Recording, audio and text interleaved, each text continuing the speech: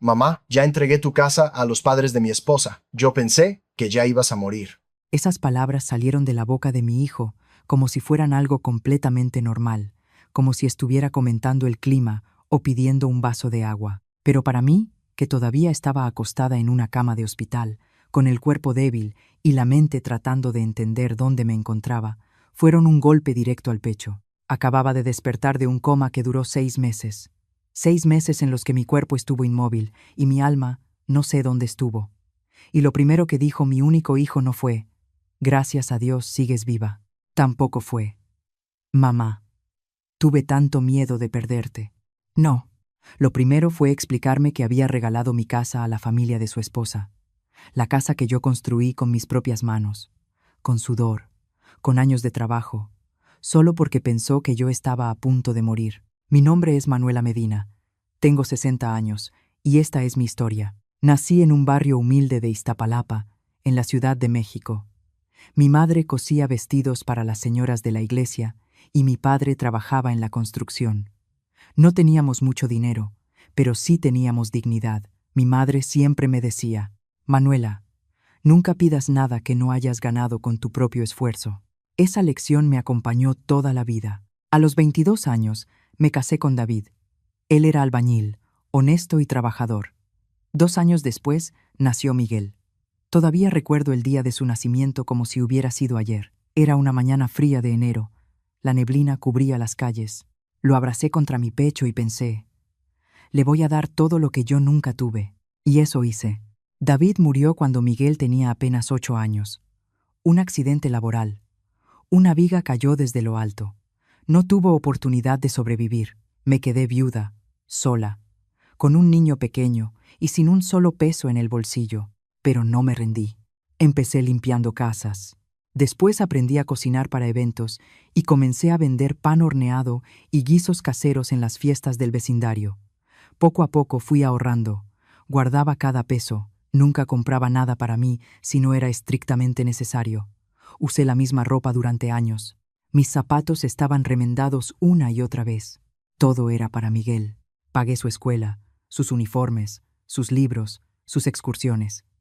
Cuando quiso estudiar administración de empresas en la universidad, acepté, aún sabiendo que eso significaba que yo tendría que trabajar más. Por las mañanas limpiaba casas, por las tardes vendía comida y por las noches planchaba ropa para otras personas. Miguel lo era todo para mí. Era inteligente, educado. En el barrio siempre decían: «Manuela, eres muy afortunada. Tu hijo es un buen muchacho». Y yo lo creía. Cuando Miguel se graduó de la universidad, yo ya tenía 47 años. Consiguió un buen trabajo en una empresa de contabilidad. Recuerdo el día que llegó a casa con la noticia. Me abrazó fuerte y me dijo: «Mamá, ahora me toca cuidarte a ti». Lloré ese día. Lloré de alivio, de alegría, de cansancio. Pero también lloré porque, muy dentro de mí, sabía que había dado todo lo que tenía y que por fin podía descansar. Para cuando Miguel estaba por entrar a la universidad, por fin pude comprar mi casa. No era grande ni lujosa, pero era mía. Estaba en una calle tranquila de la colonia Narvarte, en la Ciudad de México, cerca de donde crecí. Tenía 2 recámaras, una sala pequeña y una cocina donde cabía justo la mesa de madera que yo misma pinté. En el patio trasero había un manzano que daba frutos cada año. Amaba ese árbol. Cada mañana me sentaba en el porche a tomar café y a mirarlo. El aroma de las manzanas mezclado con el aire fresco me hacía sentir que todo había valido la pena. A Miguel también le gustaba la casa. Venía a visitarme todos los fines de semana. Traía pan dulce. Nos sentábamos en la cocina a platicar. Me contaba de su trabajo, de sus compañeros, de su vida. Era simple, era bonito. Yo pensé que eso era el final feliz. Paz, un hogar y la compañía de mi hijo. A los 35 años, Miguel conoció a Yesenia. Me la presentó un domingo después de misa. Ella vestía con elegancia, llevaba las uñas pintadas y el cabello siempre perfectamente arreglado. Sonreía mucho, pero su sonrisa nunca llegaba a los ojos. Lo noté desde el primer día, pero no dije nada. Miguel estaba enamorado y como madre, yo quería que fuera feliz. Yesenia venía de una familia de clase media. Su papá, don Raúl, tenía una ferretería y su mamá, doña Elena, Era maestra jubilada. Vivían en una casa más grande que la mía, en una colonia mejor.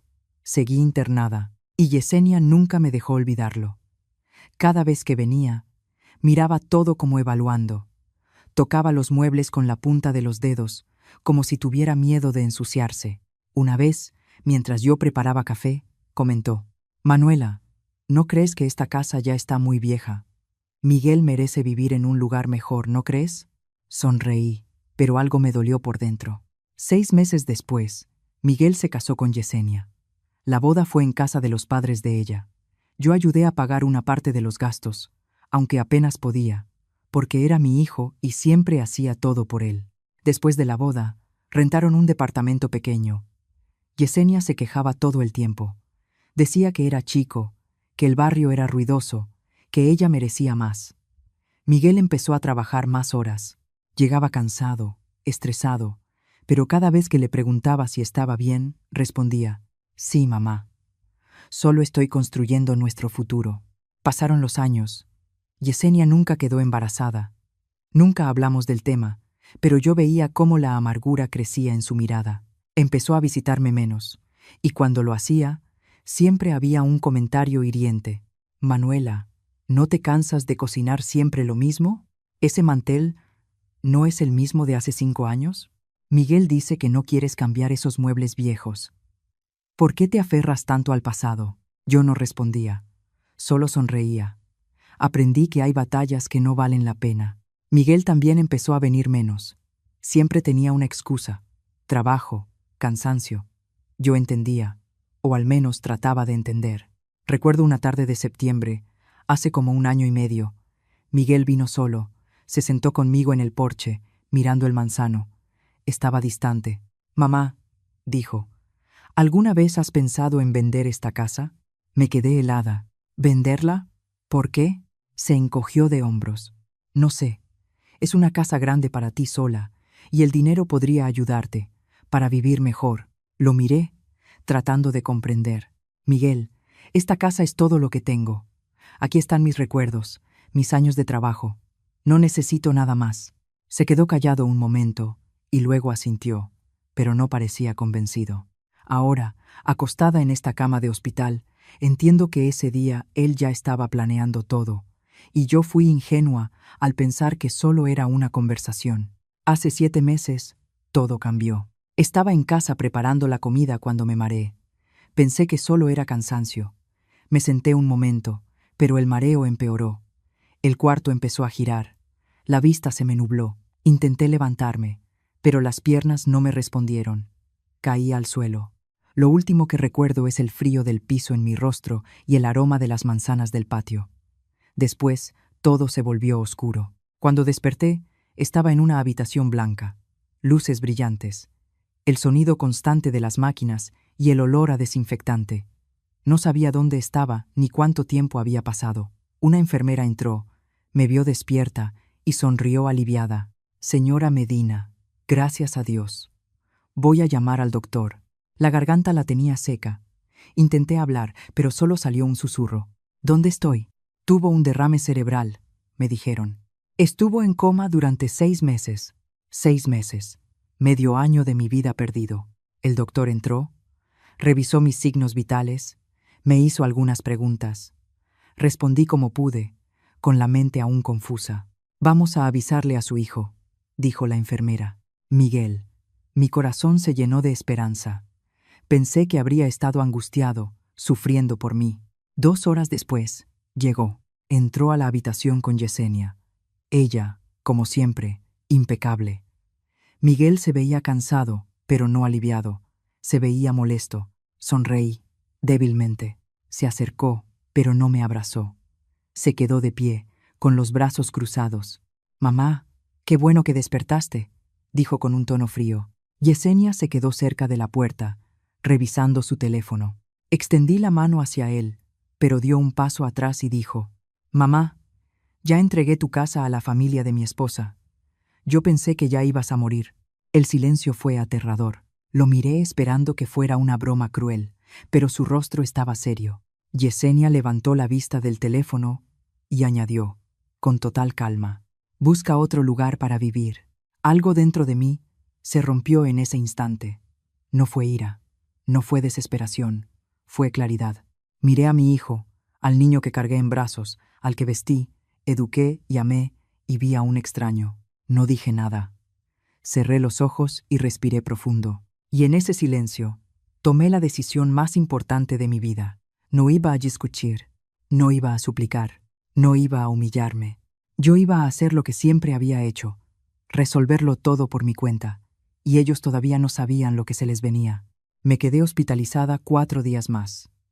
3 días en los que las enfermeras entraban y salían, los doctores revisaban mis signos vitales y me servían comida desabrida en charolas de plástico.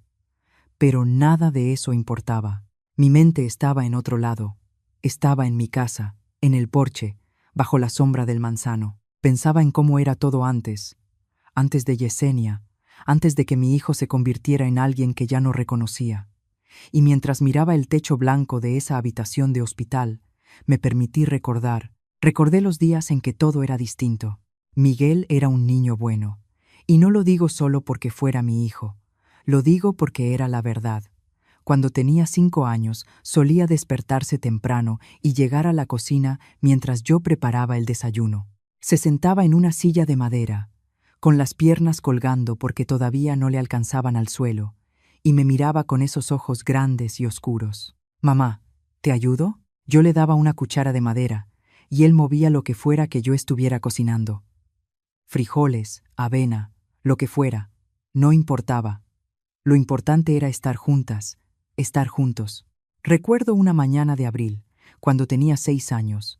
Llegó con una flor que había arrancado del jardín de una vecina. Era una flor silvestre morada, aplastada porque la apretó demasiado fuerte con su manita. «Esta flor es para ti, mamá, porque tú eres la más bonita». Yo guardé esa flor entre las páginas de mi Biblia. Todavía la guardo, seca y frágil, pero ahí sigue. Ese era el Miguel que yo conocía, el niño que lloró cuando vio a un perro callejero porque quería llevárselo a casa, el niño que me abrazaba antes de dormir y me decía: «Mamá, cuando yo crezca, te voy a comprar una casa bien grande». Yo le acariciaba el cabello y le decía: «Yo no necesito una casa grande, mi amor, solo necesito verte feliz». Y lo decía de verdad. David murió en agosto. Agosto es un mes cruel. Hace calor, el aire se siente pesado. Y ese año fue peor, porque mi mundo se cayó. Recuerdo el día que tocaron la puerta. Eran 2 hombres de la constructora donde trabajaba David. Traían el casco en las manos y la mirada hacia el suelo. «Señora, ocurrió un accidente». No recuerdo bien lo que dijeron después. Algo de una viga, de un descuido, de que fue instantáneo, pero nada de eso importaba. David había muerto, y yo me quedaba sola con un niño de 8 años. El funeral fue sencillo, no teníamos dinero para una ceremonia grande. Unas cuantas flores, un ataúd simple, un sacerdote diciendo palabras que el viento se llevó rápido. Miguel estuvo callado todo el tiempo. No loro, solo me apretaba la mano como si tuviera miedo de que yo también desapareciera. Esa noche, cuando lo arrullaba para dormir, por fin habló. «Mamá, ¿mi papá va a regresar?». Yo me quebré. Me acosté junto a él, lo abracé fuerte y lloré con un llanto que me había tragado todo el día. Y mi niño, con sus brazos flaquitos, me abrazó también y me dijo: «No llores, mamá, yo te voy a cuidar». Tenía 8 años. 8 años nada más. Y ya quería cuidarme. Y en ese momento, yo juré que haría todo lo posible para que tuviera una vida mejor que la mía. Los primeros años fueron los más duros. Yo trabajaba desde las 6 de la mañana hasta las 10 de la noche. Limpiaba casas en colonias donde las señoras me miraban con lástima. Pobrecita, tan joven y ya viuda. A mí no me importaba la lástima. A mí me importaba el dinero. Cada peso que ganaba lo guardaba en una lata de galletas, escondida debajo de la cama. Esa lata era mi futuro. Era la escuela de Miguel. Era nuestra comida. Era todo. Miguel iba a la escuela por la mañana y por la tarde se quedaba con una vecina, doña Lupita Hernández. Era una señora mayor, buena, que no me cobraba mucho por cuidarlo. A veces, cuando yo llegaba por él, Miguel estaba haciendo la tarea en su mesa de cocina, rodeado de ollas y sartenes, con el olor a caldo de pollo llenando la casa. Mi hijo era educado. Doña Lupita me decía que nunca causaba problemas. Y era cierto. Miguel nunca pedía juguetes caros, nunca se quejaba de que no podíamos ir a paseos con la escuela, nunca exigía nada. Cuando cumplió 10 años, le regalé un balón de fútbol usado que compré en el tianguis. Estaba un poco maltratado, con polvo pegado, pero él lo abrazó como si fuera el mejor regalo del mundo. Gracias, mamá. Está perfecto. Esa noche, verlo jugar en la calle con otros niños del barrio me hizo sentir que todo iba a estar bien. Si él era feliz, yo podía aguantar lo que fuera. Cuando Miguel cumplió 12 años, empezó a ayudarme. Yo no se lo pedí.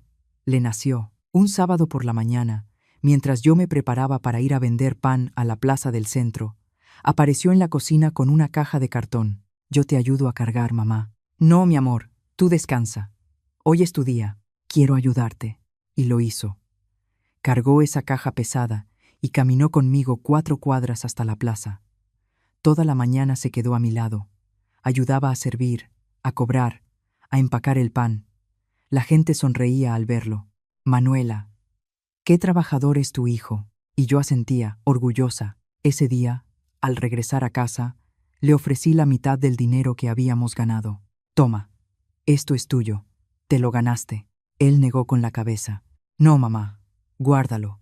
Esto es para la familia. Yo insistí, pero no aceptó. Y luego, con esa seriedad de niño que todavía me duele recordar, me dijo: un día voy a ganar mucho dinero y te voy a comprar todo lo que necesites. Ya no vas a tener que trabajar tan duro. Yo lo abracé tan fuerte que quizá hasta le dolió, pero no me importó.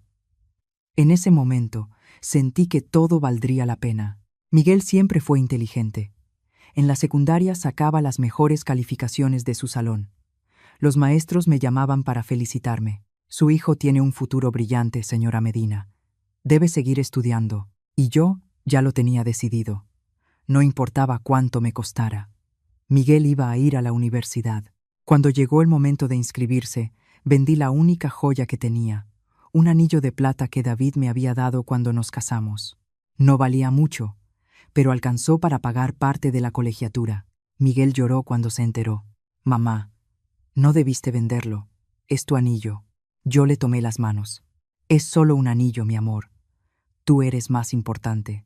Él se quedó callado, pero vi algo en sus ojos, algo parecido a culpa, como si sintiera que era una carga. Yo le sostuve el rostro y lo obligué a mirarme. Escúchame, Miguel. Tú nunca vas a ser una carga para mí. Tú eres lo mejor que me ha pasado. ¿Entiendes? Él asintió, pero las lágrimas le seguían corriendo por las mejillas. Yo lo abracé, y en ese abrazo le prometí otra vez que nunca tendría que preocuparse por nada, que yo me encargaría de todo. Y así fue. 4 años de universidad, yo trabajé el doble. Limpié casas, vendí comida, planché ropa. Las manos se me hicieron ásperas.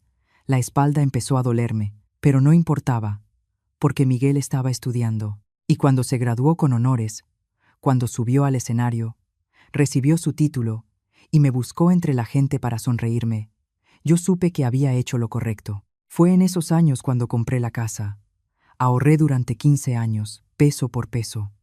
La lata de galletas bajo la cama se llenaba, se vaciaba y se volvía a llenar tantas veces que ya ni podía contar. Pero al final junté lo suficiente para dar el enganche de una casa pequeña. La vi un domingo, después de misa.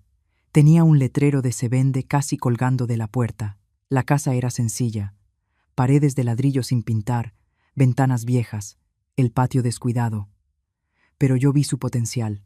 Hablé con el dueño, un hombre mayor que se mudaba a otra ciudad con su hija. Le ofrecí todo lo que tenía. No era mucho, pero aceptó. Esta casa es suya, cuídela bien. Y eso hice. Pasé meses arreglándola. Pinté las paredes yo sola. Arreglé ventanas con ayuda de un vecino. Limpié el patio, arranqué maleza y planté un manzano. Miguel tenía 17 años y me ayudaba cada fin de semana. Cargaba cubetas de pintura, movía muebles, barría. Va a quedar preciosa, mamá me decía, secándose el sudor de la frente. Y tenía razón. Cuando por fin terminamos, cuando me senté por primera vez en el porche con una taza de café y miré alrededor, sentí algo que no había sentido en años: paz. Esa era mi casa, nuestro hogar, el lugar donde Miguel y yo, después de tanto, por fin podíamos descansar. Pero las cosas buenas nunca duran para siempre. Miguel entró a la universidad a los 19 años. Pagar la colegiatura fue durísimo, pero yo ya estaba acostumbrada a las dificultades. En esos 4 años lo vi cambiar, no de golpe, poco a poco. Empezó a vestirse diferente. Dejó las camisetas sencillas y empezó a usar camisas de cuello. Se peinaba con gel, se compraba zapatos que yo sabía que eran más caros de lo que decía. Un amigo me los regaló, mamá. Ya no los usa. Yo no le creía, pero no decía nada. También empezó a llegar tarde. Decía que estudiaba en la biblioteca, que tenía trabajos en equipo, pero a veces entraba con olor fuerte a cerveza. ¿Estás bien, mi amor? Sí, mamá. Solo estoy cansado.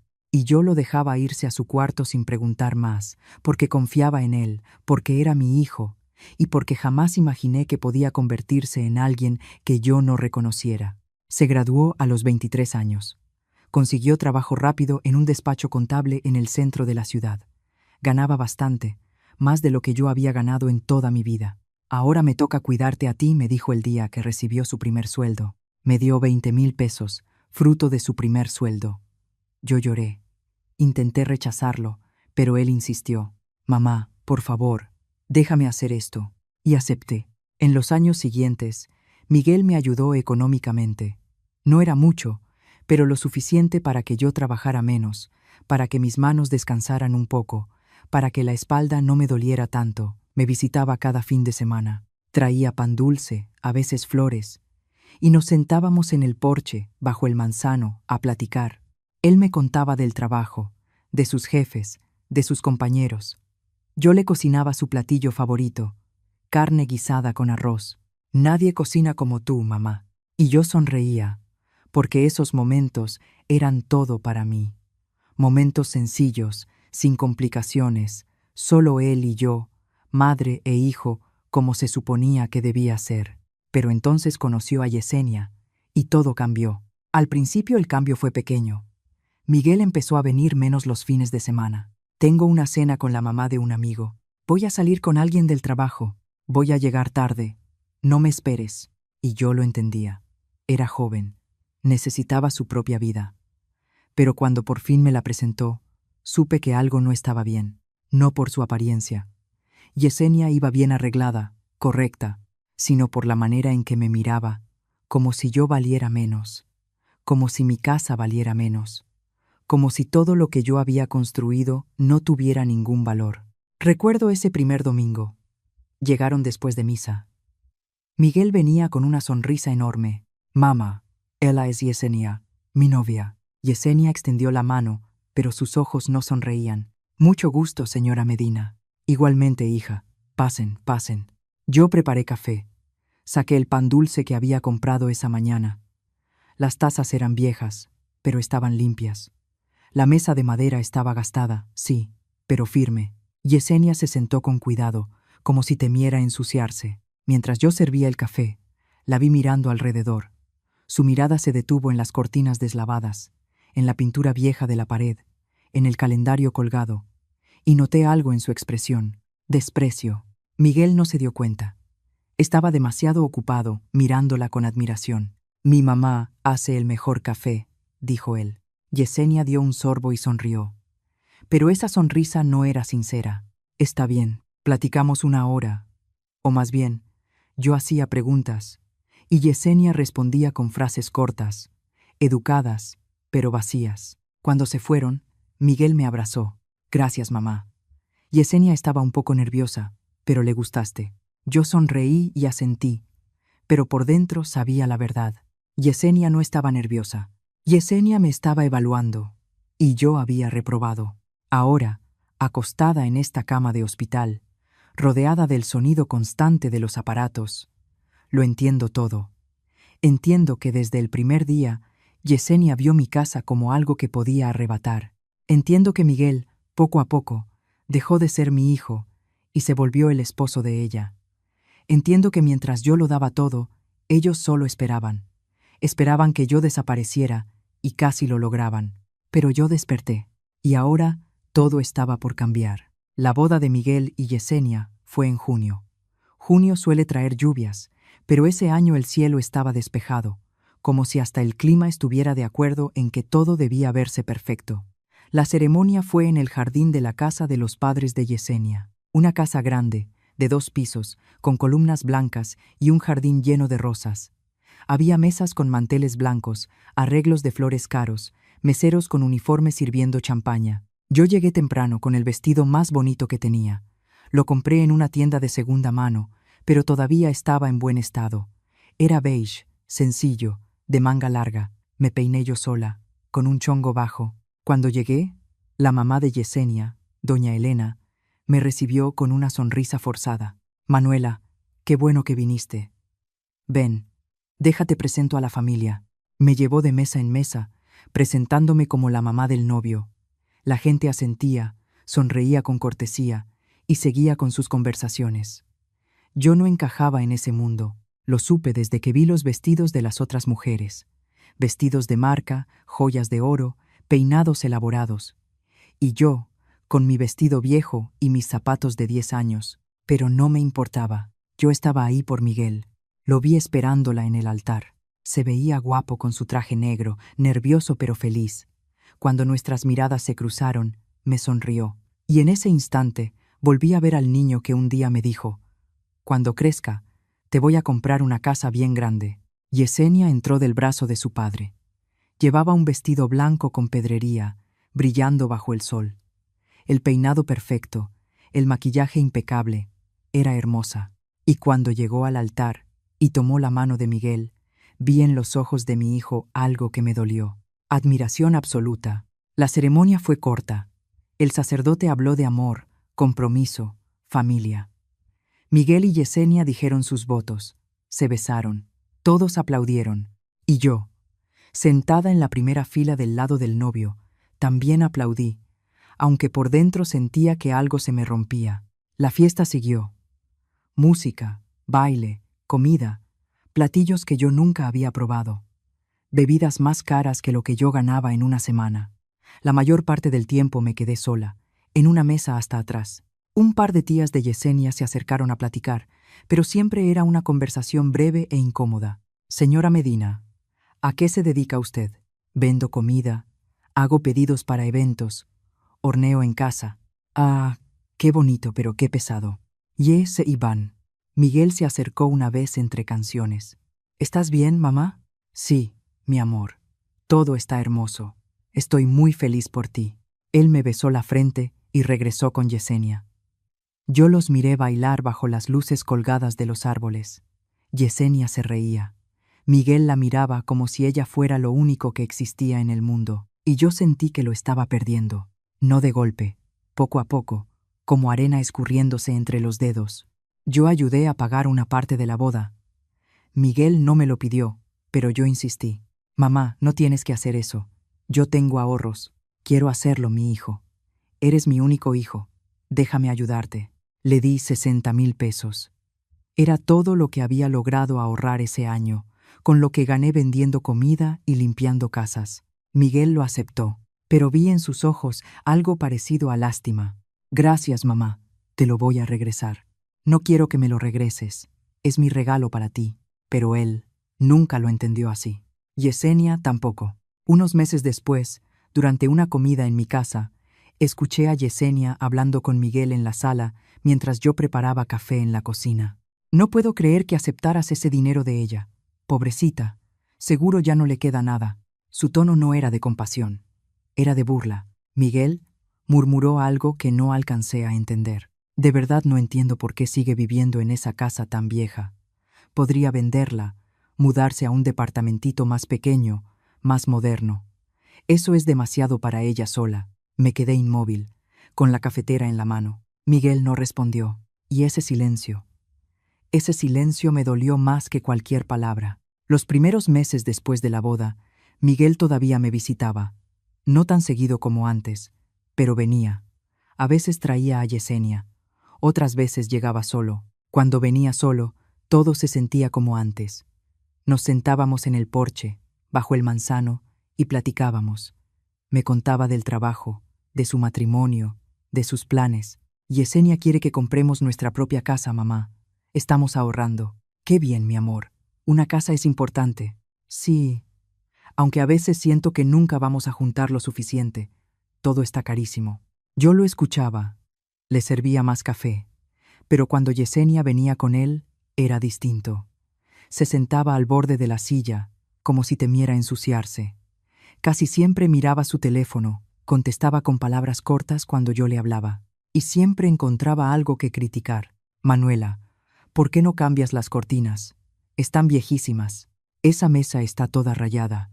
¿No has pensado en comprar otra? El porche se vería mejor si pusieras piso. Aquí hay mucha tierra. Yo sonreía y decía, tienes razón, hija. Algún día. Pero nunca lo hice, porque esa era mi casa y me gustaba tal como era. Pasó un año. Miguel y Yesenia seguían rentando el mismo departamento pequeño. Yesenia se quejaba sin parar. No podemos vivir así para siempre, Miguel. Merecemos algo mejor. Miguel trabajaba más horas. Llegaba cansado, tenso. Se veía más delgado, con ojeras. Una noche vino a verme solo. Era viernes, como a las 9 de la noche. Estaba lloviendo. Llegó empapado, sin paraguas. Miguel, ¿qué pasó? Entró sin decir mucho. Se sentó en la mesa de la cocina y se agarró la cabeza con ambas manos. Estoy cansado, mamá. Me sentí frente a él. ¿Cansado de qué? De todo. Del trabajo, de la presión, de sentir que no era suficiente. Yo le tomé la mano. Tú eres más que suficiente. No dejes que nadie te haga sentir lo contrario. Se quedó callado un momento y luego levantó la mirada. Yesenia quiere comprar casa, pero no tengo para el enganche. Busqué préstamos, pero los intereses están por las nubes. Con calma, mi amor. Todo va a estar bien. No sé si ella pueda esperar más. Está esperando. Está enojada. Y esa frase me rompió, como si el enojo de Yesenia importara más que la paz de mi hijo. Miguel, no puedes vivir solo para complacer a alguien, ni siquiera a tu esposa.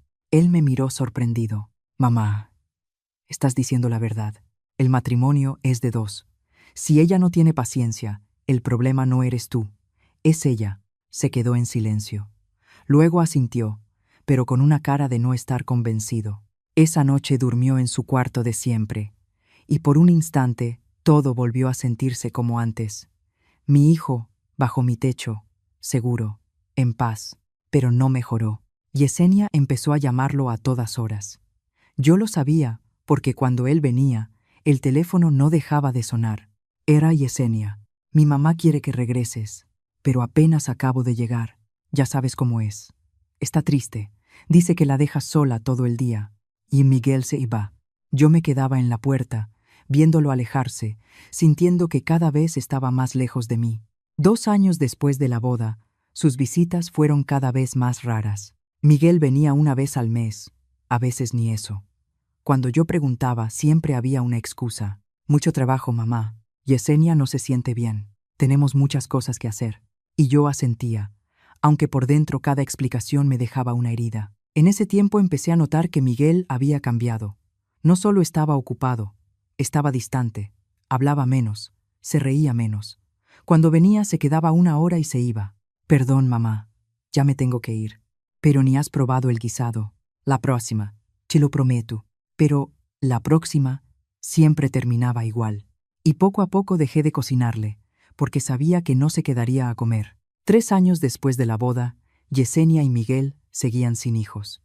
Yo nunca pregunté, no era asunto mío. Pero Yesenia lo mencionó una vez, en una de las pocas visitas que hizo. Estábamos en la sala. Miguel fue al baño, y de pronto Yesenia dijo, no podemos tener hijos. La miré sorprendida. Lo siento mucho, hija. Eso no es culpa tuya. Su voz fue fría. Pero Miguel está muy triste. Dice que quería darte nietos. Dale tiempo. ¿Hay opciones? No quiero hablar de eso. Me interrumpió. Solo se lo digo para que no espere nietos que nunca van a llegar. Y ahí volvió ese tono. Ese tono que casi no ocultaba el desprecio. Miguel regresó, y la conversación se terminó. Pero desde ese día, la relación entre Yesenia y yo cambió. Ella dejó de fingir amabilidad. Ya no sonreía al verme. Solo me miraba con frialdad, calculadora, como si estuviera esperando algo. 4 años después de la boda, Miguel vino a verme una tarde de septiembre. Estaba solo. Se sentó conmigo en el porche, mirando el manzano. Las manzanas colgaban pesadas de las ramas. El aire olía a lluvia reciente. «Mamá», dijo sin verme, «¿alguna vez has pensado en vender esta casa?» Sentí que se me cerraba la garganta. «¿Vender? ¿Por qué?» Él se encogió de hombros. «No sé. Es muy grande para ti sola». Ese día, Miguel no dijo nada más. Solo dejó caer la idea como quien avienta una piedra al agua y se queda mirando las ondas. Yo lo miré y entendí que no era una simple conversación. Era una puerta que se abría despacito, una semilla que ya estaba plantada. «Miguel», le dije con calma, «esta casa es todo lo que tengo. Aquí está mi vida. No necesito nada más». Él asintió, pero su mirada no estaba conmigo. Estaba lejos, como si alguien más ya le estuviera dictando el futuro. Yo, ingenua, pensé que ahí moría el tema. La confirmación brutal llegaría después. En el hospital, cerré los ojos un instante. Tomé aire hondo, y cuando los abrí, algo dentro de mí ya había cambiado. Yo ya no era la madre que aguantaba, que perdonaba todo. Ya no era la mujer que se quedaba callada ante los golpes de la humillación. Yo era Manuela Medina, la mujer que sobrevivió a la pobreza de una viuda y a 6 meses de coma, y no iba a dejar que me arrebataran lo que era mío. «Entiendo», dije con calma. Miguel parpadeó, sorprendido por mi serenidad. «¿Entiendes?» «Sí, entiendo perfectamente». Yesenia frunció el ceño, confundida. «Entonces, mamá, ya no hay nada que...» «Lo sé», Miguel la interrumpí. «Lo escuché todo». Él se quedó helado. «¿Qué?» «Escuché todo durante el coma. Cada conversación, cada decisión que tomaron mientras yo no podía responder». Yesenia se puso pálida. Miguel abrió la boca, pero no le salió ninguna palabra. Yo seguí, con la voz firme aunque el cuerpo me temblaba por el esfuerzo. «Quiero que salgan de esta habitación y que no regresen hasta que yo los llame». «Mamá, sal, Miguel». Él me miró un momento más. Luego bajó la cabeza y se fue. Yesenia lo siguió, pero antes de cruzar la puerta, ella me lanzó una mirada. Una mirada que decía, «Esto no se termina aquí». Y tenía razón, no se terminó ahí. Apenas estaba empezando. Me quedé en el hospital 4 días más después de ese encuentro.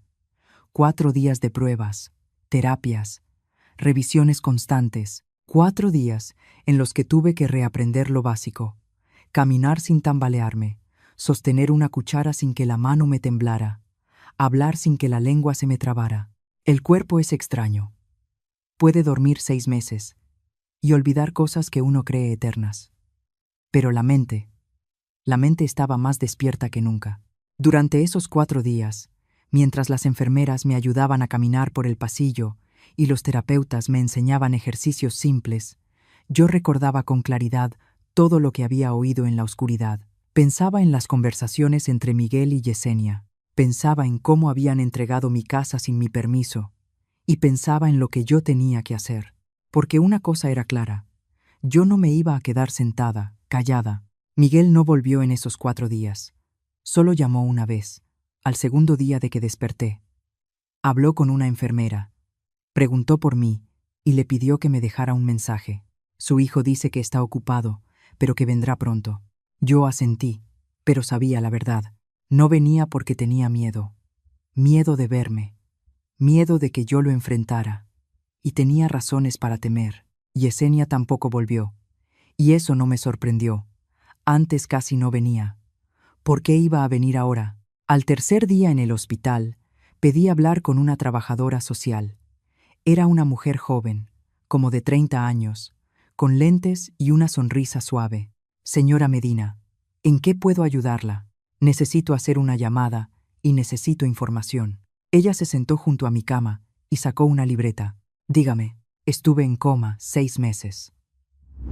Durante ese tiempo, mi hijo tomó decisiones sobre mi propiedad sin mi consentimiento.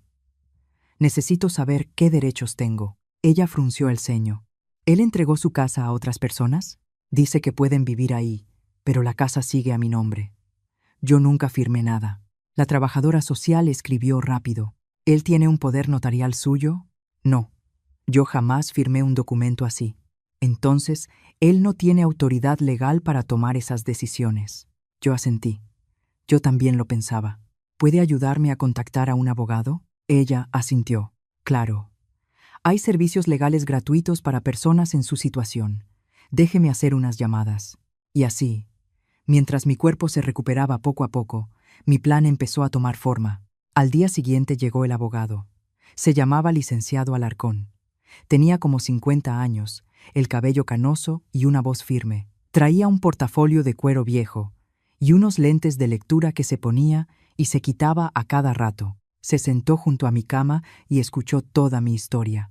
Le conté del derrame, del coma, de las conversaciones que escuché sobre cómo Miguel había entregado mi casa a los padres de Yesenia sin mi permiso.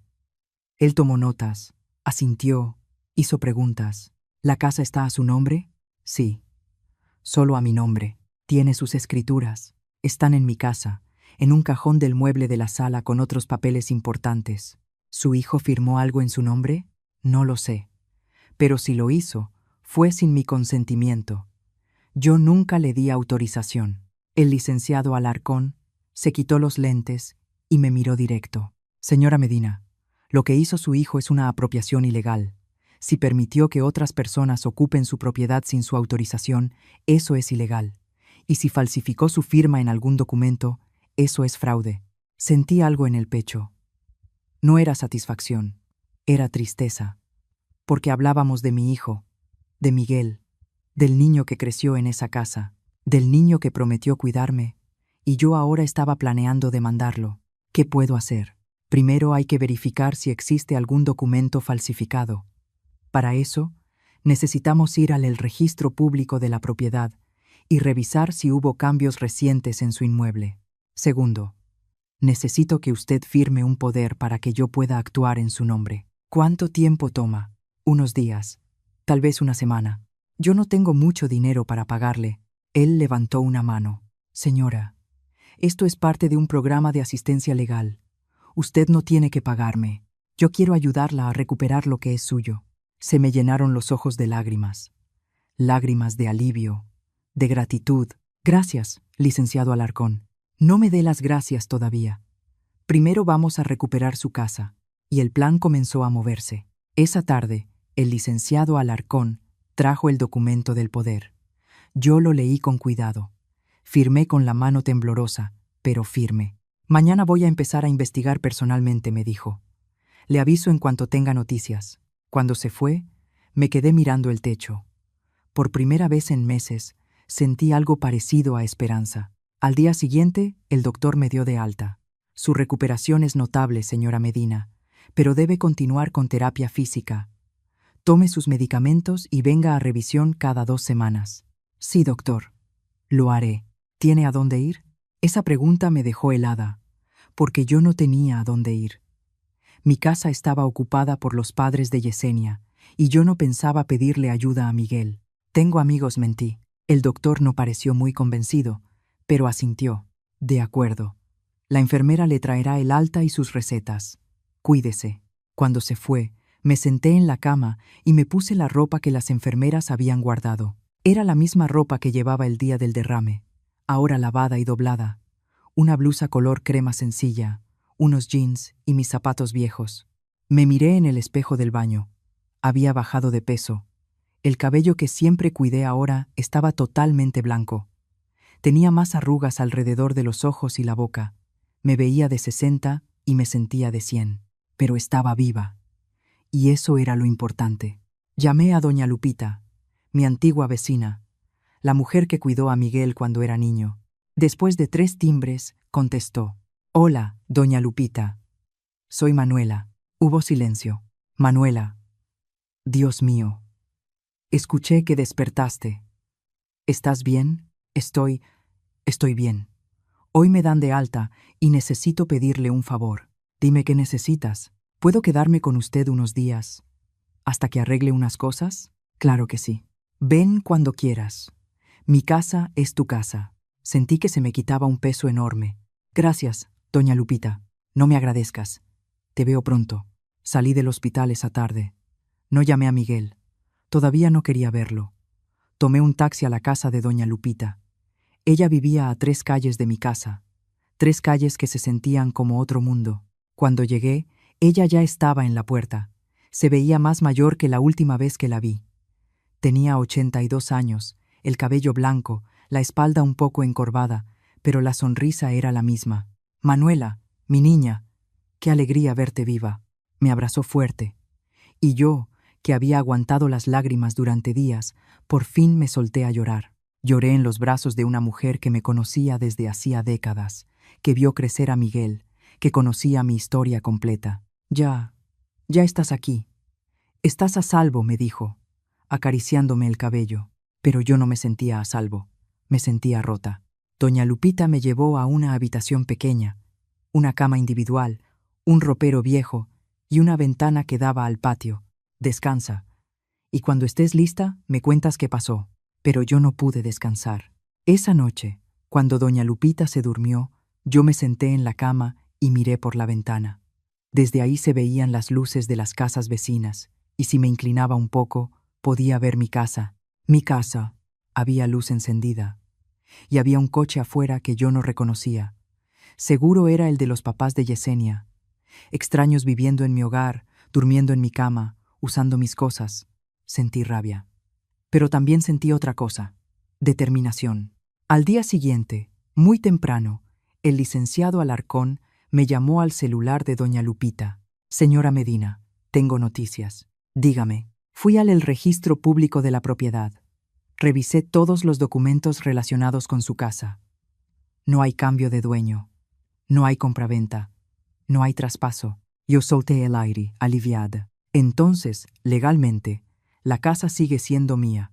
Sí, pero hay un problema. ¿Qué problema? Su hijo firmó un contrato de comodato. ¿Qué es eso? Un contrato donde el propietario permite que otra persona use la propiedad gratis durante un tiempo. En este caso, su hijo firmó un comodato a favor del señor don Raúl y doña Elena, los padres de su nuera, por un plazo de 2 años. Sentí que la sangre me subía a la cabeza, pero él no tenía derecho de firmar eso. La casa es mía. Exacto. Y ahí está el problema legal. Su hijo firmó ese contrato usando un poder notarial que él aseguró tener de usted. ¿Y lo tiene? No. Al revisar, vi que ese poder es falso. ¿Falso? Sí. La firma que aparece como suya no coincide con su firma real, y la fecha indica que se firmó hace 1 año. Pero según mi investigación, usted nunca estuvo en esa la notaría. Hablé con él en la oficina donde se certifican documentos, y no hay registro de que usted haya estado ahí ese día. Cerré los ojos. Miguel había falsificado mi firma. Mi propio hijo. ¿Qué significa eso? Significa que el contrato es nulo.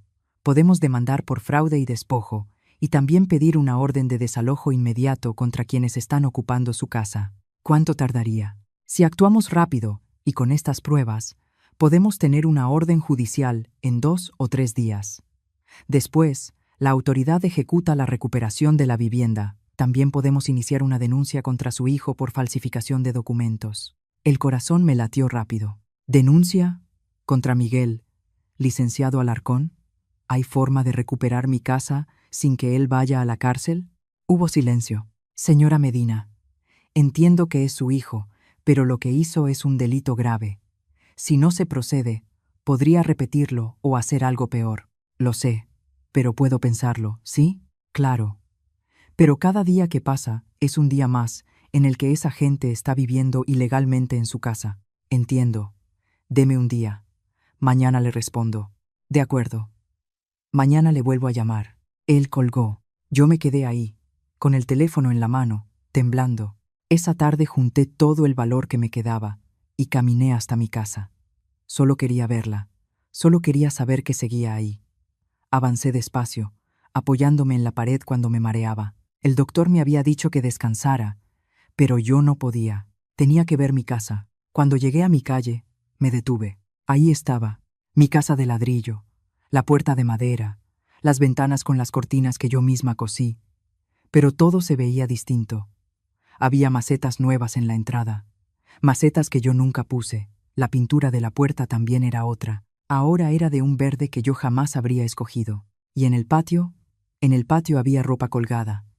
Ropa que no era mía. Me acerqué más, con el corazón golpeándome el pecho. Pude ver por la ventana de la sala, y lo que vi me partió el alma. Muebles nuevos, un sofá grande de piel reemplazando mi viejo sofá de tela, una televisión enorme en la pared, una mesa de centro de vidrio. Mis cosas habían desaparecido como si yo nunca hubiera existido. ¿Se le ofrece algo? Me sobresalté. Un hombre mayor estaba en la puerta. Tendría como 65 años, el cabello canoso y lentes. Traía una camisa de cuadros y jeans. Don Raúl, el papá de Yesenia. Yo solo. ¿Busca a alguien?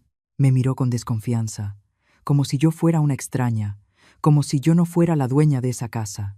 Algo dentro de mí se quebró, pero no iba a darle el gusto de verme llorar. Me equivoqué de casa, dije con voz tranquila. Disculpe, y me di la vuelta. Regresé a casa de doña Lupita con las lágrimas corriéndome por las mejillas, pero no eran lágrimas de tristeza, eran lágrimas de rabia. Esa noche llamé al licenciado Alarcón. Licenciado Alarcón, siga adelante. ¿Está segura? Completamente. Quiero recuperar mi casa y quiero que se haga justicia. Entendido. Mañana mismo presento todo.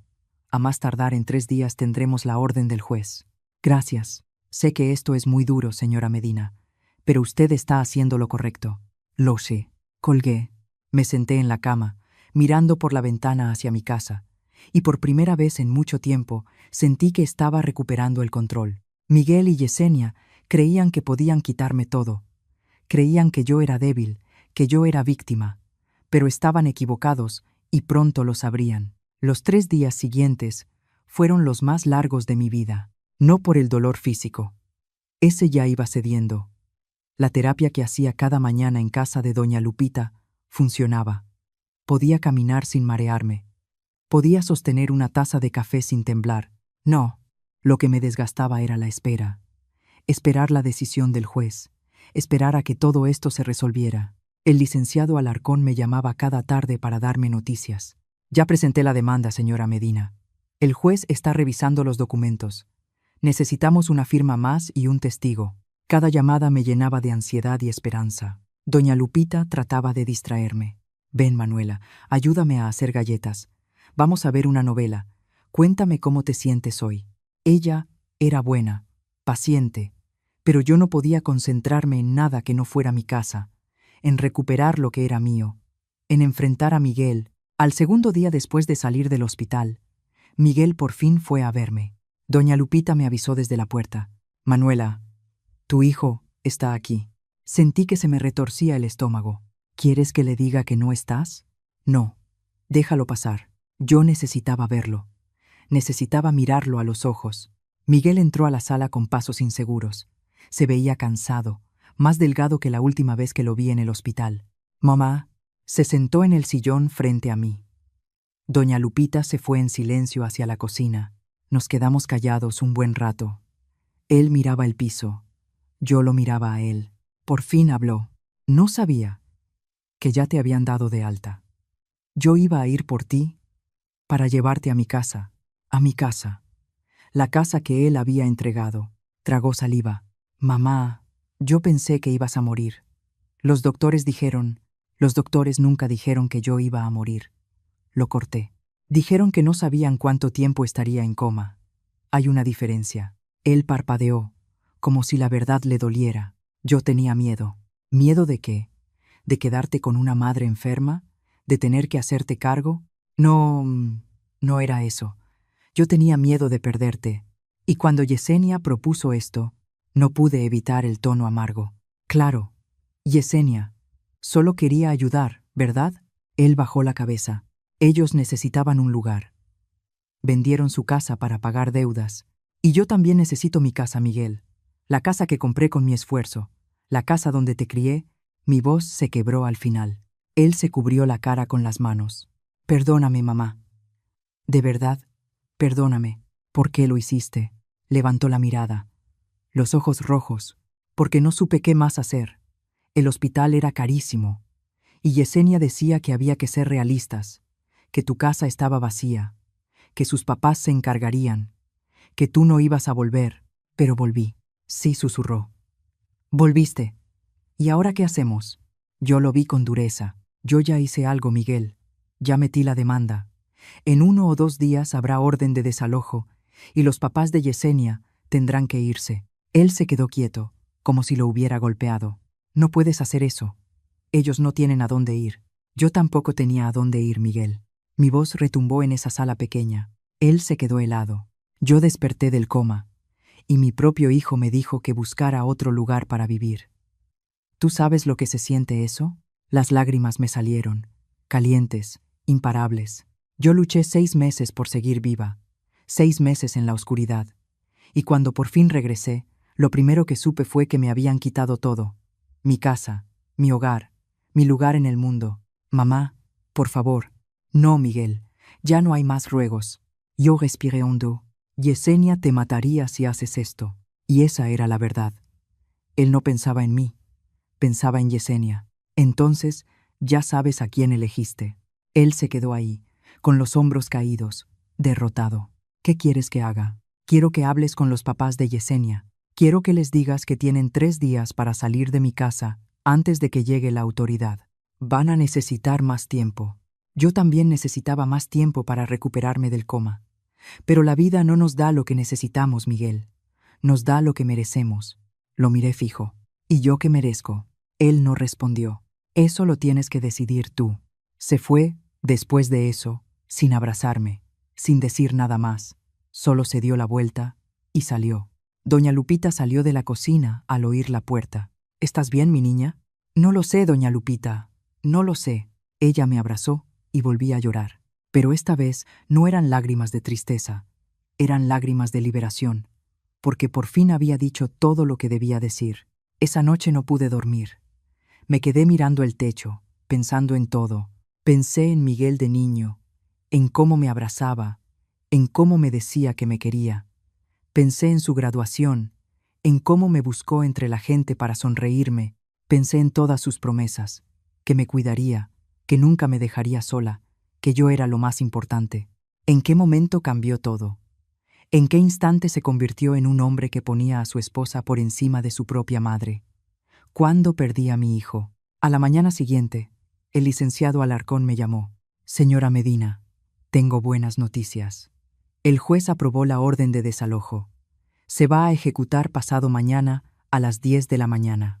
El corazón me empezó a latir más rápido. ¿Tan rápido? Sí. El juez vio las pruebas de falsificación y lo consideró urgente. Además, ya hay una orden de arresto contra su hijo y contra la persona que falsificó el documento, pero esa se ejecutará después del desalojo. ¿Orden de arresto? Sí, por fraude y falsificación. Pero aún podríamos frenarla si usted quiere. Si su hijo devuelve la casa de manera voluntaria y reconoce lo que hizo, podemos llegar a un acuerdo. Cerré los ojos. Orden de arresto. Mi hijo podía ir a la cárcel. Deme hasta mañana. Voy a hablar con él. Está bien. Pero el desalojo no se detiene. Eso ya no se puede frenar. Entiendo. Colgué. Doña Lupita Hernández me miraba desde la puerta de la cocina. ¿Le vas a dar otra oportunidad? No lo sé. Pero necesito intentarlo una última vez. Esa tarde fui a buscar a Miguel, no a mi casa. Yo todavía no quería ver a los papás de Yesenia. Fui a su trabajo. Era un edificio moderno en el centro, con paredes de vidrio y guardias en la entrada. Le pedí al guardia que lo llamara, que le dijera que su mamá estaba ahí. El guardia llamó. Minutos después, Miguel bajó. Se veía sorprendido. Mamá, ¿qué haces aquí? Necesito hablar contigo. ¿Podemos ir a algún lugar? Él miró su reloj. Tengo una junta en media hora. Esto es más importante. Suspiró. Hay un café a una cuadra. Nos sentamos al fondo. Él pidió un café. Yo pedí un té. Cuando llegaron las bebidas, le dije, pasado mañana, a las 10 de la mañana, un actuario del juzgado va a ir a la casa. Va a ejecutar el desalojo. Los papás de Yesenia tienen que irse. Miguel se puso pálido. ¿Ya lo hiciste? Sí. Mamá, ¿no tienen a dónde ir? Eso no es problema mío, Miguel. Es problema tuyo. Tú los metiste. Tú también puedes sacarlos. Él se agarró la cabeza, desesperado. Yesenia me va a dejar si hago esto. Y ahí estaba otra vez. Yesenia. Siempre Yesenia. ¿Y yo qué, Miguel? ¿Yo no importo? Sí, Sí importas. Pero él no contestó, y ese silencio fue toda la respuesta que necesitaba. Me levanté. Hay otra cosa que tienes que saber. Hay una orden de arresto contra ti por fraude, pero todavía puedo detenerla si haces lo correcto. Él me miró con los ojos abiertos. ¿Me vas a meter a la cárcel? Yo no quiero, Miguel. Eres mi hijo. Pero si me obligas, sí. Porque ya no voy a permitir que me destruyas. No puedo creer que estés diciendo esto. Yo tampoco puedo creer todo lo que pasó. Pero esta es la realidad. Me di la vuelta para irme. Mamá, espera. Me detuve, pero no me volteé. ¿Qué nos pasó? Su voz se quebró. ¿Desde cuándo somos así? Yo me giré despacio. Nos volvimos así desde que tú dejaste de ser mi hijo y te quedaste solo siendo el esposo de Yesenia. Y salí del café. Esa noche, Miguel me llamó. Mamá, hablé con Yesenia. Hablé con sus papás. Se van a salir de la casa mañana. Sentí un alivio enorme. ¿De verdad? Sí. No están contentos. Yesenia está furiosa conmigo, pero se van. Gracias, Miguel. Hubo un silencio. ¿Vas a retirar la demanda si mañana todo sale bien? Sí, está bien. Otro silencio largo. Mamá, perdóname. De verdad. Lo sé. ¿Me vas a perdonar? Cerré los ojos. No lo sé, Miguel. Tal vez. Pero eso toma tiempo. Lo entiendo. Te amo, hijo. Siempre te voy a amar. Pero eso no significa que voy a dejar que me vuelvas a lastimar. Lo entiendo. Colgamos.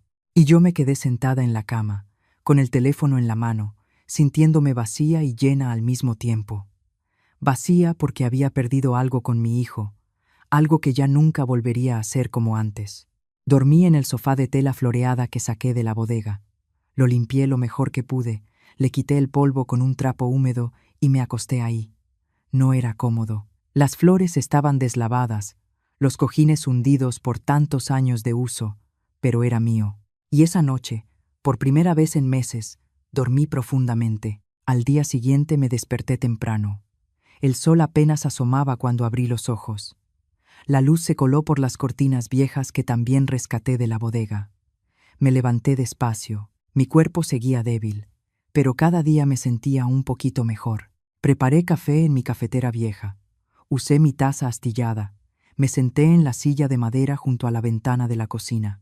Y mientras le daba sorbos al café, mirando hacia el patio donde mi manzano intentaba sobrevivir con las ramas cortadas, tomé una decisión. No iba a vivir para siempre en el rencor. No iba a pasarme la vida recordando lo que me arrebataron. Iba a reconstruir. Iba a sanar. Iba a perdonar. Pero perdonar no significa olvidar. Y perdonar no significa permitir que vuelva a pasar. Esa mañana llamé al licenciado Alarcón. Buenos días, señora Medina. Buenos días, licenciado Alarcón. ¿Cómo estuvo anoche en mi casa? Gracias por todo lo que hizo por mí. No tiene que darme las gracias. ¿Ya decidió qué hará con los cargos penales contra su hijo? Respiré hondo. Quiero retirar la denuncia. Hubo un silencio. ¿Está segura? Sí. Mi hijo cometió un error grave, pero no quiero que vaya a la cárcel. Quiero que aprenda la lección. Quiero que viva con las consecuencias de sus decisiones, pero no de esa manera. Entiendo. Procederé a retirar la denuncia. Pero, señora Medina, debe entender algo. Si él vuelve a hacer algo similar, ya no tendrá permiso de hacerlo otra vez, porque usted no le va a dar otra oportunidad. ¿A qué se refiere? Quiero que haga un testamento. Un testamento donde quede claro que la casa, sus bienes, todo lo que usted tiene, será donado a una fundación cuando usted fallezca. Su hijo no heredará nada. El licenciado Alarcón carraspeó, sorprendido. Señora, ¿está completamente segura de eso? Completamente segura. Pasé toda mi vida construyendo esa casa. La levanté con mis propias manos. Y no voy a permitir que alguien que ya demostró que no la valora, se quede con ella cuando yo ya no esté. Entiendo. Prepararé los documentos. Gracias, licenciado Alarcón. Colgué y sentí algo extraño en el pecho. No era tristeza, tampoco era enojo. Era liberación, porque por fin había tomado el control de mi propia vida. Los días siguientes me dediqué a limpiar. Saqué todo lo que los papás de Yesenia habían dejado. El sofá de piel, la mesa de vidrio, la cama enorme, las lámparas modernas. Los apilé en el patio y los cubrí con una lona. Miguel podía venir por ellos cuando quisiera, o podían quedarse ahí hasta pudrirse. Me daba igual. Poco a poco, fui sacando mis cosas de la bodega. Mi mesa de madera pintada volvió a la cocina, mis sillas disparejas, mi estufa vieja. Tuve que pagarle a un plomero para reconectarla, pero valió la pena. En la sala acomodé el sofá floreado, la mesa de centro de madera con marcas de tazas calientes, la lámpara de pie con pantalla amarilla de tela. Colgué mis cortinas viejas, mis cuadros baratos del tianguis, y poco a poco la casa empezó a verse como antes, como mi hogar. Una tarde, mientras pintaba de nuevo la pared de la sala, ese color crema que tanto amo, tocaron la puerta. Era Miguel. No lo veía desde el día del desalojo. Ya había pasado una semana. Se veía fatal. Ojeras profundas, barba crecida, la ropa arrugada. «Mamá, Miguel». Nos quedamos mirándonos un momento. «¿Puedo pasar?». Me hice a un lado. Entró despacio, mirando alrededor, viendo los cambios. Mis muebles viejos acomodados otra vez, las paredes a medio pintar. «¿Estás arreglando todo?». «Sí. Estoy devolviendo la casa a como era». «Mamá, ¿qué pasó?». «No quiero hablar de eso ahora, Miguel. Pero necesito que sepas». «Lo siento. ¿De verdad estás arrepentido?». Me giré para verlo. «¿Te arrepientes porque estuvo mal o porque te cacharon?». Se quedó callado. «Miguel, ya retiré la denuncia. No vas a ir a la cárcel». Sus ojos se iluminaron de alivio. «¿De verdad?». «Sí. Pero hay condiciones». «¿Cuáles?». «Primero, nunca más vas a tomar decisiones sobre mi vida, mi casa o mi salud sin mi consentimiento claro. Segundo, si vuelvo a enfermarme o pierdo la capacidad de decidir, habrá un documento legal que diga exactamente quién toma decisiones por mí, y esa persona no vas a ser tú». Vi cómo se le iba el color del rostro. «Mamá». «Tercero, cambié mi testamento. Esta casa, todo lo que tengo, será donado cuando yo muera. Tú no vas a heredar nada». Él abrió los ojos, como si no hubiera escuchado bien. «¿Te escuché bien?». «Me escuchaste perfectamente. Tú eres mi hijo, mi único hijo, y aún así me abandonaste sin nada cuando pensaste que yo no iba a despertar». Las lágrimas empezaron a caerle por la cara. «Mamá, por favor, yo sé que me equivoqué, sé que tomé la peor decisión de mi vida, pero sigo siendo tu hijo, lo sé. Por eso retiré la denuncia, por eso no vas a ir a la cárcel, pero eso no significa que yo vaya a responder a lo que hiciste dejándote todo lo mío. ¿Y qué quieres que haga? ¿Qué puedo hacer para arreglar esto? Quiero que aprendas la lección. Quiero que entiendas que cada decisión tiene consecuencias. Quiero que valores a quien te ama antes de que sea tarde». «Yo te valoro, mamá. Yo te amo». «Entonces demuéstralo. No con palabras, sino con hechos. Eso lo tienes que descubrir tú». Él se quedó ahí, en mi sala, llorando como yo no lo había visto llorar desde que era niño. Y una parte de mí quería abrazarlo, decirle que todo estaba bien, que ya lo había perdonado por completo. Pero no lo hice, porque no estaba bien, y el perdón completo se tiene que construir. «Puedes venir a verme cuando quieras», le dije suave.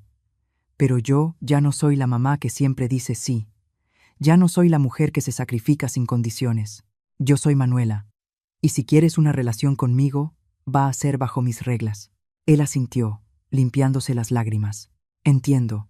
¿Y Yesenia? ¿Cómo van las cosas?». Su cara se ensombreció. «Mal. Está furiosa. Dice que la elegí a ti por encima de ella, que la humillé frente a sus papás. ¿Y tú qué le dijiste?». «Que hice lo correcto, que debía hacerlo desde el principio». Sentí algo difícil de explicar en el pecho, algo parecido al orgullo. «¿De verdad le dijiste eso?». «Sí. Y dijo que necesita tiempo, que no sabe si puede seguir conmigo». «¿Y tú qué quieres?». «No lo sé, mamá. Amo a Yesenia. Pero ya no puedo seguir siendo el de antes, el que deja que ella decida todo, el que te lastimó para complacerla». Me senté en el sofá floreado. «Miguel, siéntate». Se sentó a mi lado. «Cuando tu papá murió, yo tenía 32 años. Me quedé sola con un niño de 8 años y sin dinero. Era fácil rendirme. Era fácil dejar que la amargura me tragara. Pero no lo hice. No, porque decidí ser más fuerte que mis circunstancias. Decidí construir una vida digna para los dos». Lo miré directo a los ojos.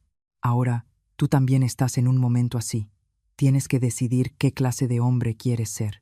Un hombre que se deja manipular o un hombre que toma sus propias decisiones, por más difíciles que sean. Y si Yesenia Medella, entonces no es la persona correcta para ti, pero yo la amo. El amor no alcanza, Miguel. También necesitas respeto. Necesitas una pareja que te valore como persona, no como proveedor o como una extensión de ella misma. Él se quedó callado, pensando, «Mamá, ¿tú amabas a mi papá?» Sonreí, con tristeza. Muchísimo, pero lo que más valoro de lo nuestro no fue solo el amor, fue el respeto mutuo. Él nunca me pidió que dejara de ser yo, y yo tampoco se lo pedí a él. Yesenia. Yesenia siempre ha querido cambiarme. Lo sé. Él me miró sorprendido. ¿Cómo lo sabes? Porque lo vi desde el primer día que la conocí. Vi cómo te miraba, cómo miraba tu ropa, tu coche, tu vida, como si todo tuviera que mejorarse. ¿Y por qué nunca dijiste nada? Porque tú estabas feliz. O yo creí que estabas feliz. Y yo quería que fueras feliz. Él bajó la mirada. No sé si soy feliz, mamá. La verdad, no lo sé. Le tomé la mano. Entonces, tienes que encontrar esa respuesta. Pero por ti. No por ella. No por mí. Por ti. Él asintió. Nos quedamos en silencio un buen rato. Al final, Miguel habló. ¿Algún día vas a confiar en mí otra vez? Pensé con cuidado. No lo sé, hijo. La confianza es como un espejo.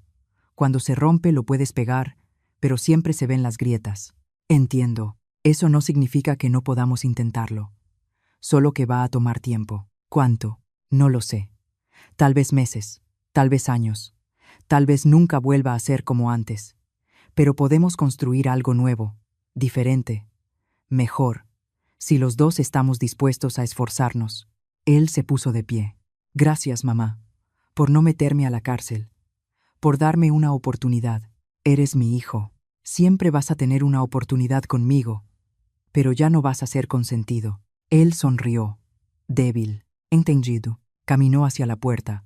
Antes de irse, se volteó. ¿Puedo ayudarte a pintar? Miré las paredes aún a medias. ¿De verdad quieres? Sí.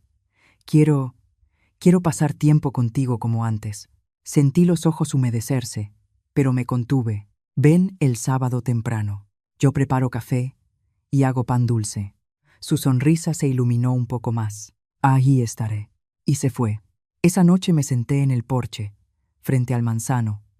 Las ramas seguían pelonas, pero si uno miraba con atención, se alcanzaban a ver brotecitos verdes empezando a salir. Vida nueva, crecimiento.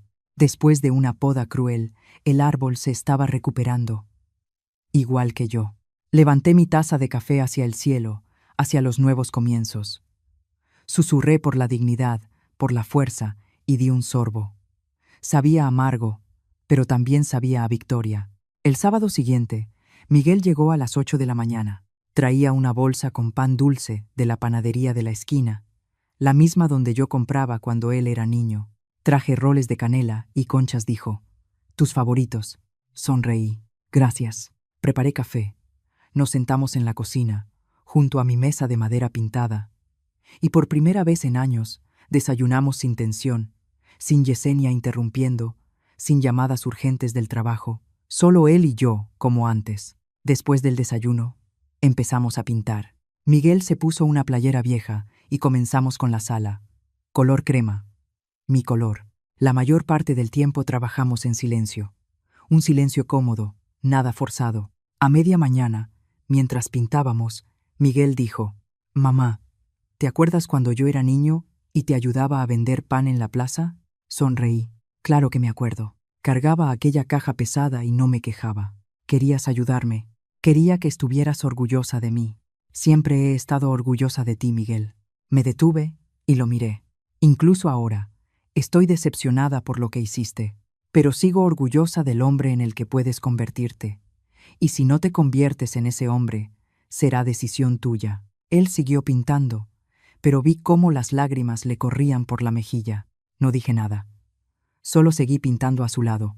Al final del día, las paredes quedaron listas. Color crema, perfectas. La casa empezaba a verse como antes, como mi casa. Miguel se quedó hasta tarde. Cenamos juntas. estofado con arroz. Un plato sencillo, pero hecho con todo el amor del mundo. Cuando se fue, me abrazó fuerte. Gracias, mamá. ¿Por qué? Por no rendirte conmigo. Yo nunca me voy a rendir contigo. Pero tampoco voy a permitir que me vuelvas a lastimar ni una sola vez más. Lo sé, y no lo haré. Te lo prometo. No me lo prometas nada más, Miguel. Que todo se demuestre con hechos. Entonces, todo va a estar bien. Y se fue. Me quedé en la puerta mirándolo caminar hacia su coche. Y por primera vez en mucho tiempo, sentí esperanza.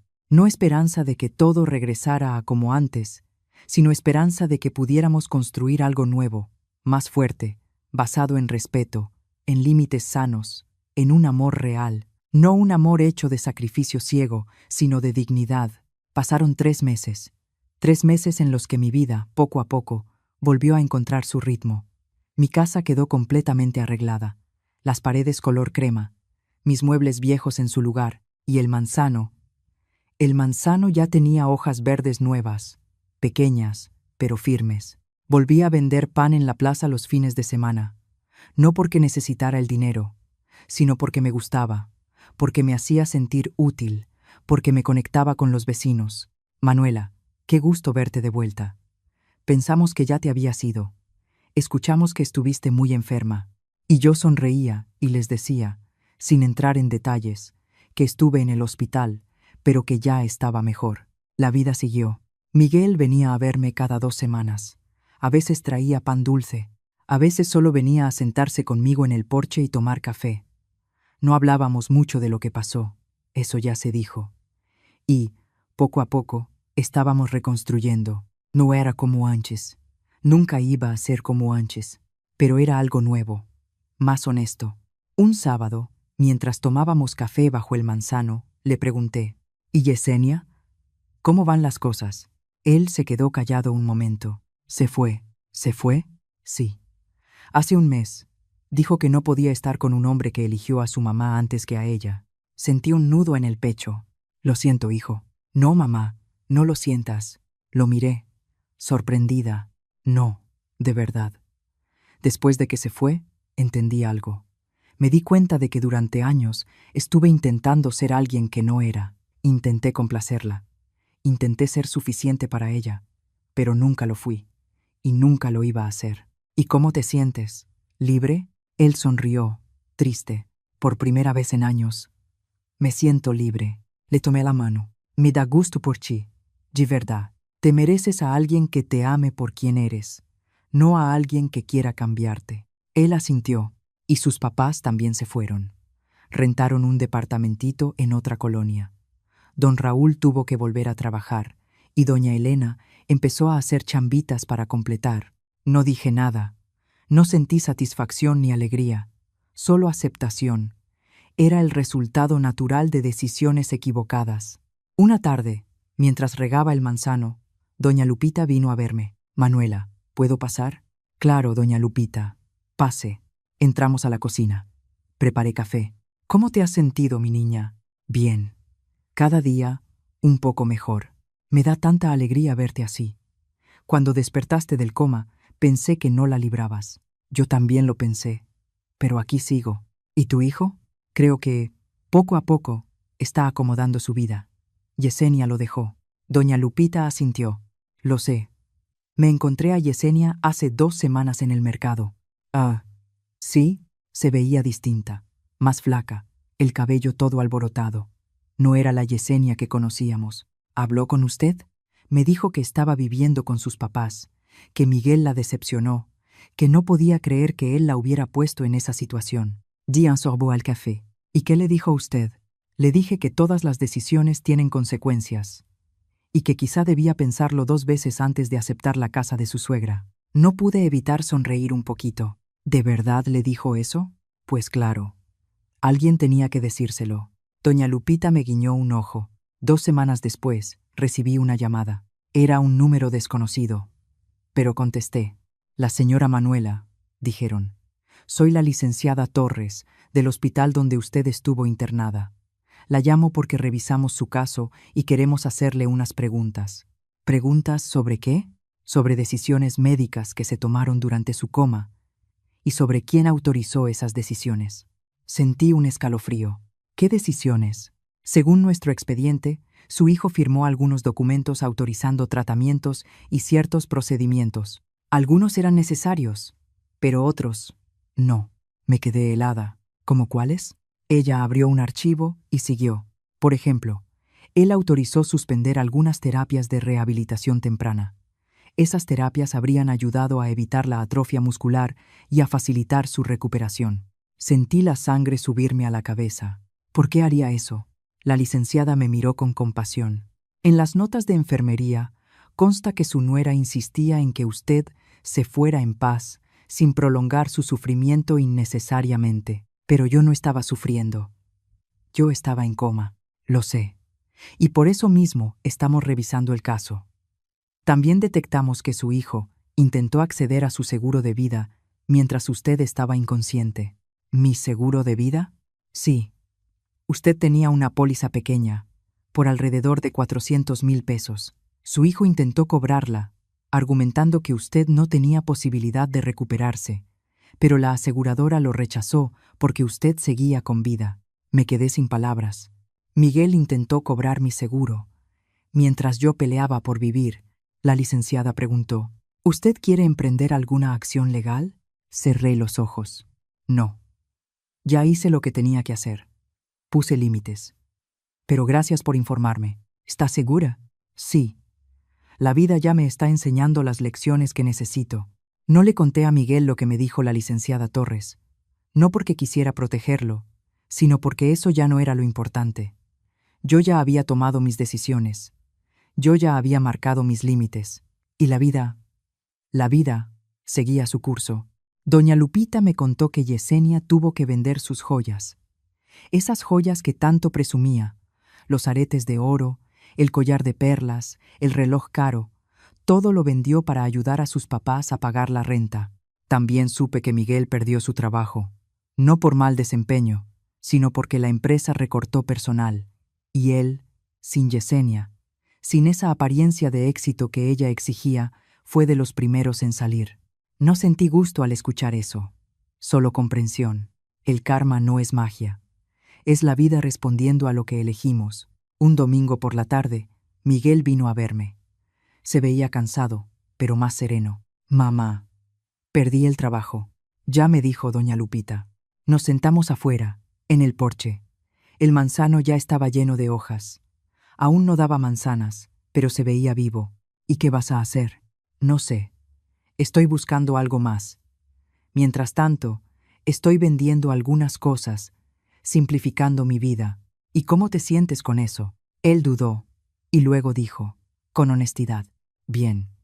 Me di cuenta de que tenía demasiadas cosas que compré para impresionar a Yesenia, para impresionar a sus papás, para aparentar ser más exitoso de lo que de verdad era. Y ahora, solo quiero vivir derecho, trabajar duro, ser mejor persona y mejor hijo.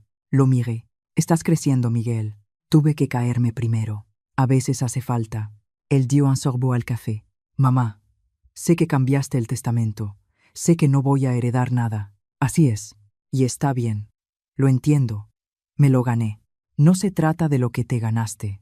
Se trata de proteger lo que yo construí y de asegurarme de que, si algún día me pasa algo, eso ayude a quienes de verdad lo necesitan. Él asintió. ¿Puedo preguntarte algo? Sí. ¿Algún día me vas a perdonar por completo? Pensé mi respuesta. Yo ya te perdoné, Miguel. Pero perdonar no significa olvidar. Y tampoco significa que todo vuelva a ser como antes. Significa que suelto el rencor. Significa que te doy la oportunidad de ser mejor. Pero la confianza te la tienes que ganar con esfuerzo. Lo haré. Te lo juro. No me lo jures. Hazlo. Él sonrió. Lo voy a hacer. Esa noche me senté sola en el porche. Las estrellas brillaban sobre el cielo oscuro. El aire olía a tierra mojada. Había llovido al inicio de la tarde. Miré el manzano. Las hojas se movían suave con el viento. Y pensé en todo. El derrame. El coma. Despertar. La traición. La lucha. La recuperación. Y entendí algo. Yo no necesitaba venganza. No necesitaba destruir a nadie. La vida ya se estaba encargando. Miguel perdió su matrimonio, su trabajo, su fachada de éxito. Yesenia perdió su estatus, su comodidad, su control. Sus papás perdieron la casa, la tranquilidad, esa jubilación cómoda, no por culpa mía, sino por sus propias decisiones. La vida siempre cobra. Susurré al viento y di un sorbo al café. Me supo a paz. Ya habían pasado 6 meses desde que desperté del coma. 6 meses desde que regresé a mi vida. Y entendí que todo había cambiado. Hoy era domingo. La luz del sol entraba por la ventana de la cocina y alumbraba mi taza y el plato de pan dulce que compré ayer en la panadería del barrio. Estaba sentada en mi mesa de madera pintada. La misma mesa donde Miguel hacía la tarea cuando era niño. La misma donde tomé miles de tazas de café a lo largo de mi vida. Afuera, en el patio, mi manzano tenía su primera manzana. Solo una, pequeña, todavía verde.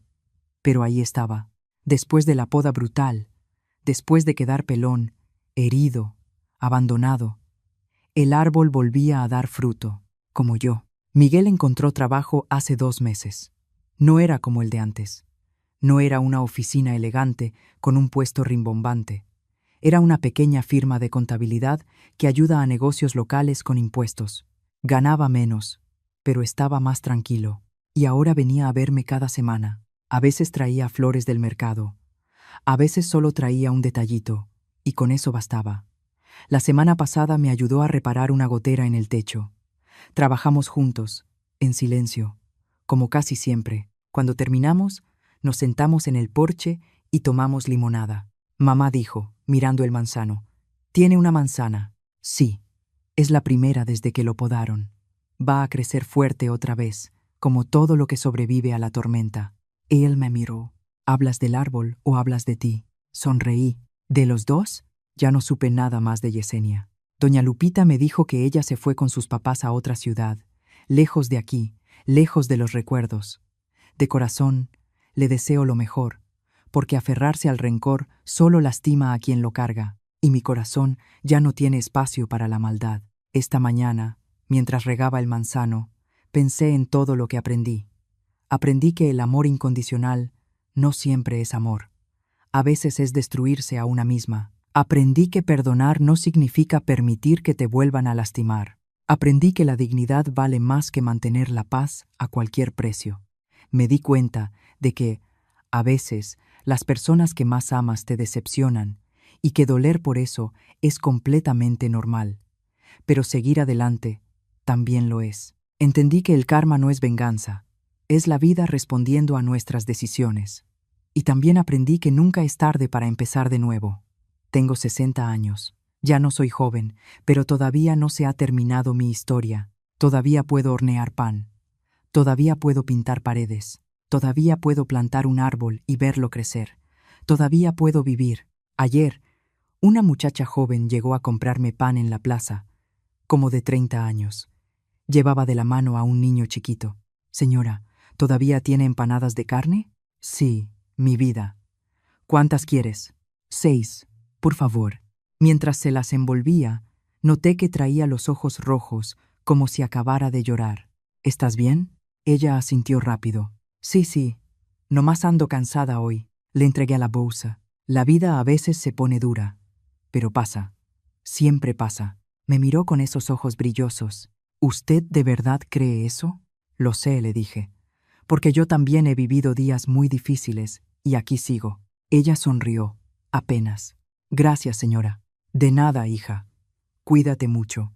Se fue con su niño, y yo me quedé pensando, tal vez esa sea mi nueva misión en esta vida, recordarle a la gente que los días difíciles se van, que las tormentas también terminan, que después de la oscuridad siempre hay luz. Hoy en la tarde, Miguel va a venir a comer. Voy a preparar su platillo favorito, estofado con arroz. Nos vamos a sentar en la mesa de la cocina como siempre, y vamos a hablar de cosas simples, de la vida, del futuro. No vamos a hablar del pasado. Eso ya pasó. Vamos a construir algo nuevo, algo basado en respeto, en honestidad y en límites sanos. Y quizá, algún día, regrese la confianza completa. O quizá no. Y no pasa nada, porque lo importante no es volver a ser como antes. Lo importante es ser mejor que antes. Si tú estás escuchando esta historia, si llegaste hasta aquí, quiero que lo sepas. Por más oscuro que sea tu día, por más que te hayan traicionado, siempre hay salida, siempre hay un camino para empezar de nuevo. Yo desperté del coma y descubrí que me habían quitado todo, mi casa, mi dignidad, mi lugar en el mundo. Pero no me rendí, peleé, me levanté, puse límites, recuperé lo que era mío. Y si yo pude hacerlo a los 60 años, después de 6 meses en coma y de perder casi todo, tú también puedes. No necesitas venganza, necesitas dignidad. No necesitas destruir a nadie, necesitas protegerte a ti.